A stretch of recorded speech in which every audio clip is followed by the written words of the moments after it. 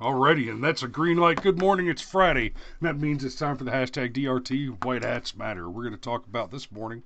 We've got we've got two stories. We're gonna do the clean one first. So we can go ahead and move right through it. So, boom boom. Home intruder killed in Buffalo shooting.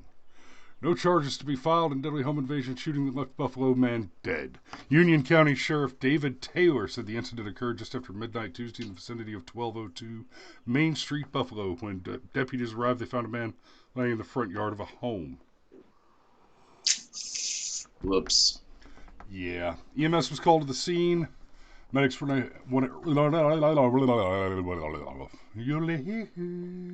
Medics were unable to revive the man later identified as 27-year-old Victor DeAndre Tiwo. That's a hell of a last name.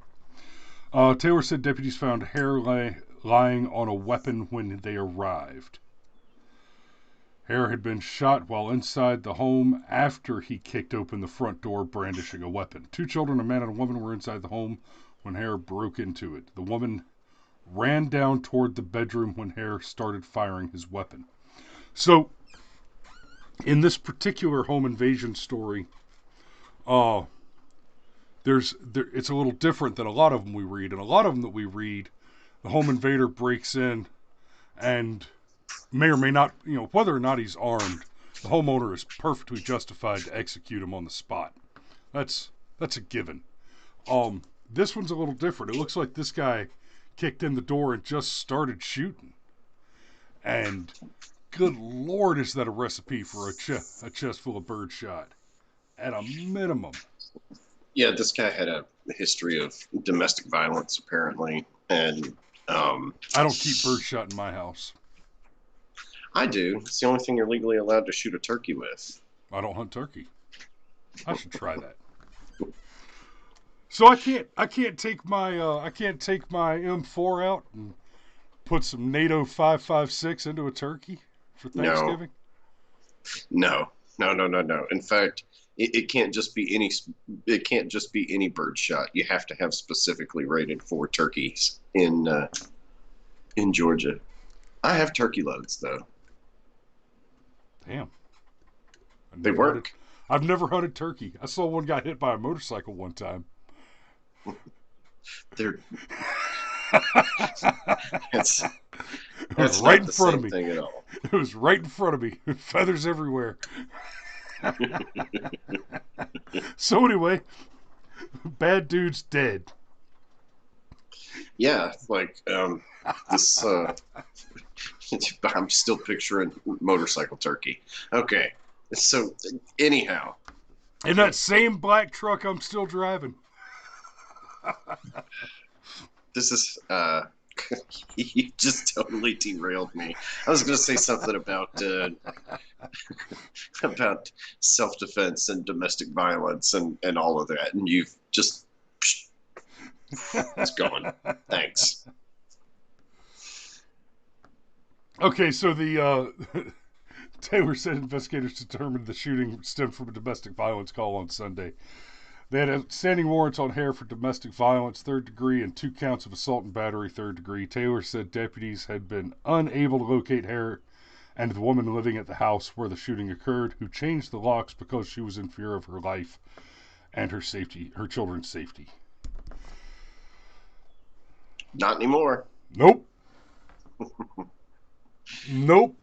That is a full-on win right there. We could almost done this story yesterday. Yeah, fair enough. I mean, almost. So Yep. let's move on to the messier one, because this is pretty clean. Bad guy did bad stuff, got himself bad dead. Yep. Which is the best kind of dead for a bad guy. 6 arrested in fatal home invasion robbery in Utah. Now, this story is a little more interesting. Certainly not more positive, but more interesting. 6 arrested in fatal home invasion robbery. 6 arrested.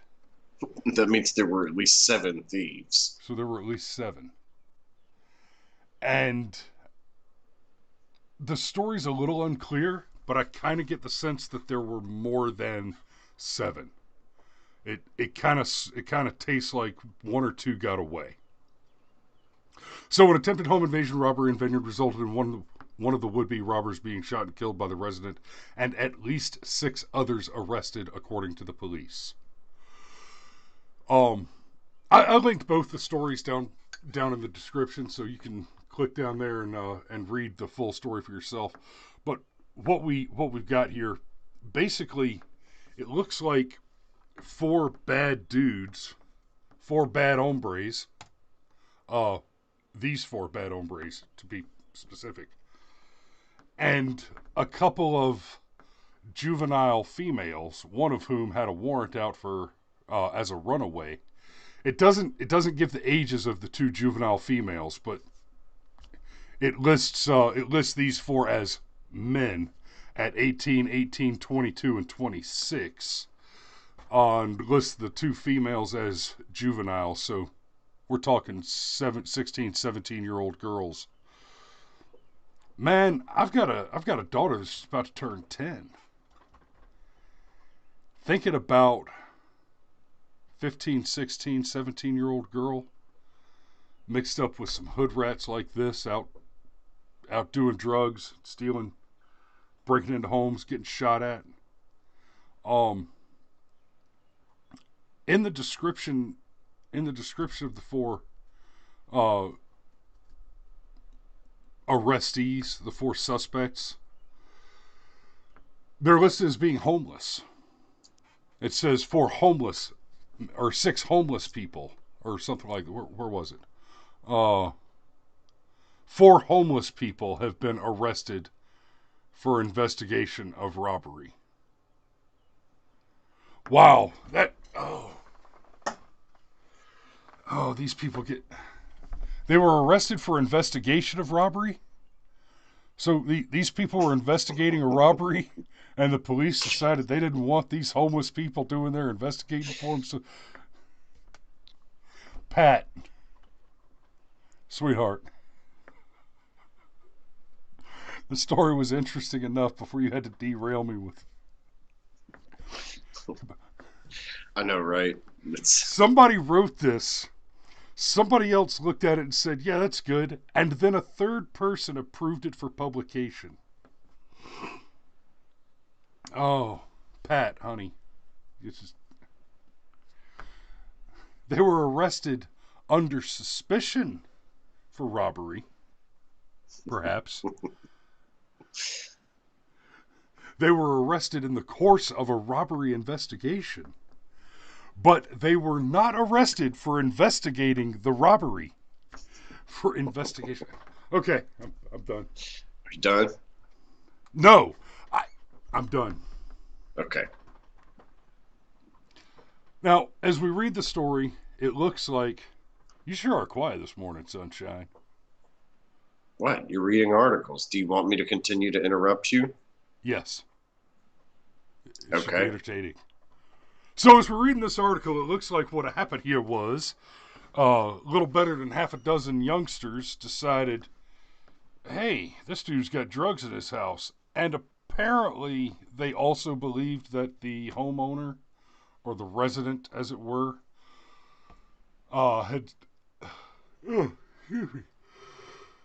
I believe that the resident, as it were, had attacked or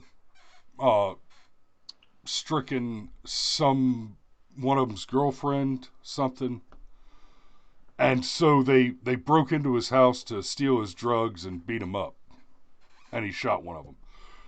This is not this doesn't, I cannot say this is or is not a clean shoot. There are obviously too many unknowns in a case like this. But the reason we went ahead and talked about this one, even though it may be a weird story because it looks like it might have been some beef between drug dealers. We've talked about this a little bit before. You sounded like you were about to say something, Cameron, and you're pretty solid at articulating the two drug dealers hypothetical. Well, I was actually going to say that I think that this is a clean shoot. They broke into somebody's house intending to do him harm. Yep. And, like, two wrongs don't make a right. And I have said before that, if you've got drug dealer A and drug dealer B, drug dealer A has drugs and drug dealer B comes along supposedly to buy those drugs, but instead decides to pull a gun and try and steal those drugs. And then drug dealer A pulls his gun and kills drug dealer B.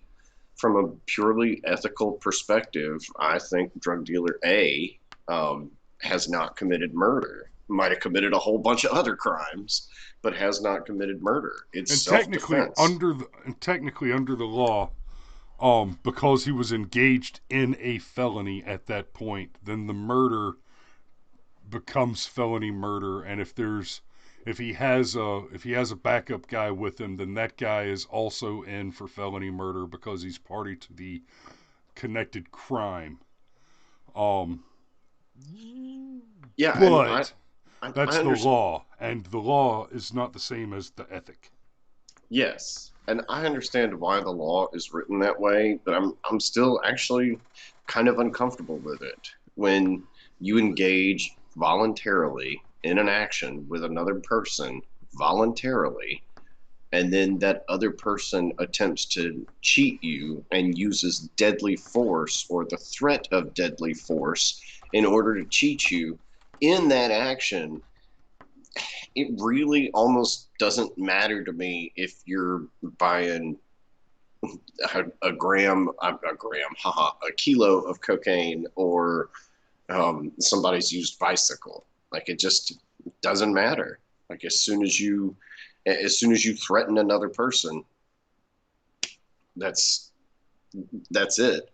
So in this situation, it does look like it could have been beef between drug dealers, but I mean, they drove from one city to another. It sounds like they brought a huge crew with them.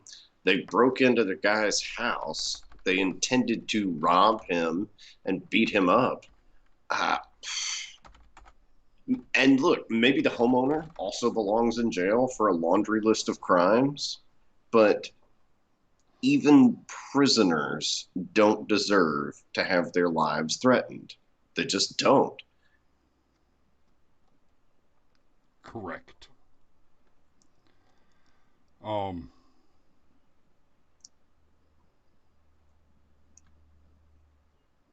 You still thinking about that motorcycle turkey? No, I was going to make another point that occurred to me, and then I tried to pull up a couple of images to help make the point, and the images in question are missing from the internet. I'm going to have to do a little more digging before I make any commentary on that, but that is really interesting. Okay, so something just popped up that I'm going to have to go take another look at. Anyway, I think that's about all I've got today. Yes, that's all I've got this morning as well. Hey, St. Michael's with us this morning. Good morning, brother. Yes, sir. Good morning. But yep, it's time to go to work. I will talk to you. I'll see y'all Monday morning. Y'all have a good weekend. Be safe out there. Don't drive, drink. Don't. Sex, drugs, rock and roll, alcohol, farm animals, and videotape. No two at the same time, kids.